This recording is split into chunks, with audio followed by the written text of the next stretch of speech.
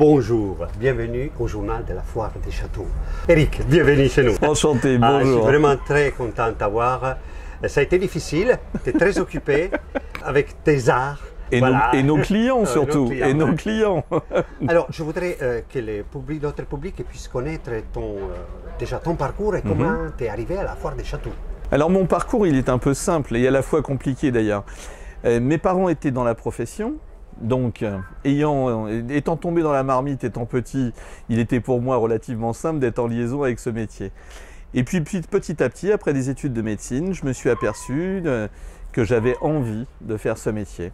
Pour les rencontres avec nos clients, avec nos collègues, et puis surtout avec l'art. Je me suis rendu compte que l'art est une partie importante de ta vie, que ce soit peinture, sculpture, mobilier, patrimoine. Ce métier nous porte dans cette direction forcément.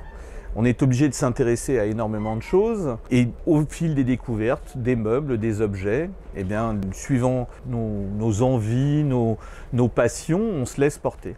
Notamment pour moi, une jolie découverte après des années et des années de métier, où effectivement, étant tombé dedans, étant petit, je finissais par être un peu lassé. Je suis passé à l'art premier parce que justement, je ne comprenais pas. Je n'arrivais pas à ressentir ce que voulaient effectivement exprimer ces sculpteurs avec des choses peut-être plus primitives, mais qui ô combien résonnaient chez moi. Mais très compliqué d'arriver à découvrir quelque chose. Il a fallu que j'oublie tous les canons que je connaissais pour arriver à ressentir quelque chose de nouveau. Et donc, c'était effectivement cette découverte avec l'art premier. J'étais étonné de voir des pièces en bronze qui arrivaient du Dôme et des Côtes d'Ivoire. Extraordinaire. Comment tu arrives à trouver ces pièces aussi rares? Là, pour le coup, difficile de te répondre. C'est au fil des rencontres avec les clients.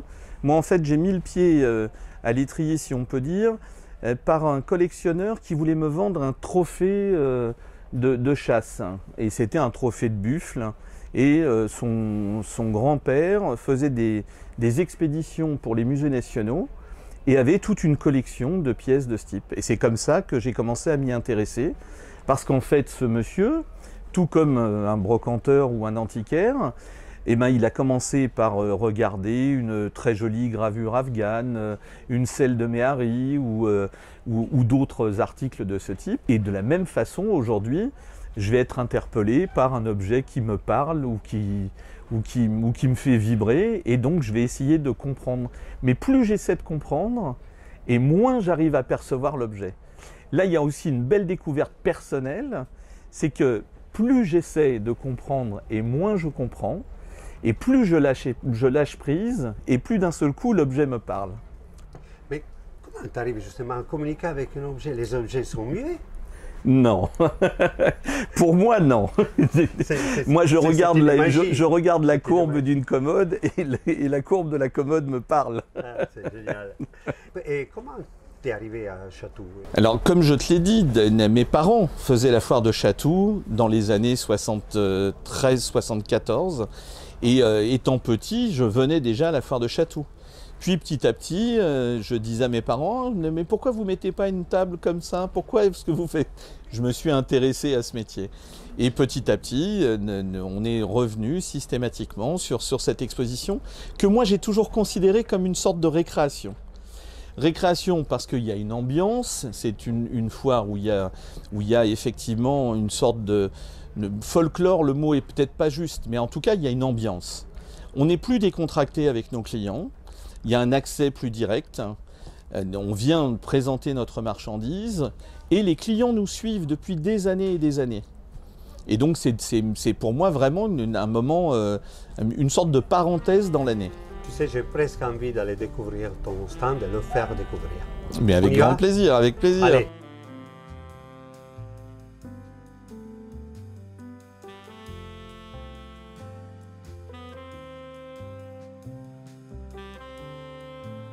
Effectivement, on a l'immobilier que je trouve fantastique.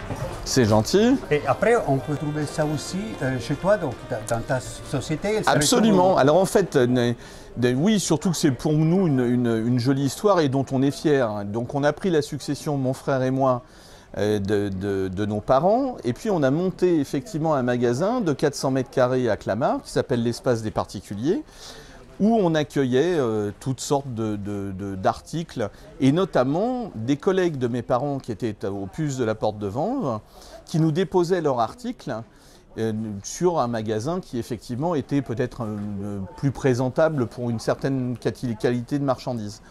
Et donc avec mon frère, on continue à faire perdurer cette habitude où on mélange volontairement des choses aussi bien contemporaines sur un art de design ou même de galerie, avec des pièces plus anciennes. Ça veut dire que tu fais des vintage, tu fais des 18e, 19e, c'est selon ton et même du contemporain. Selon ton...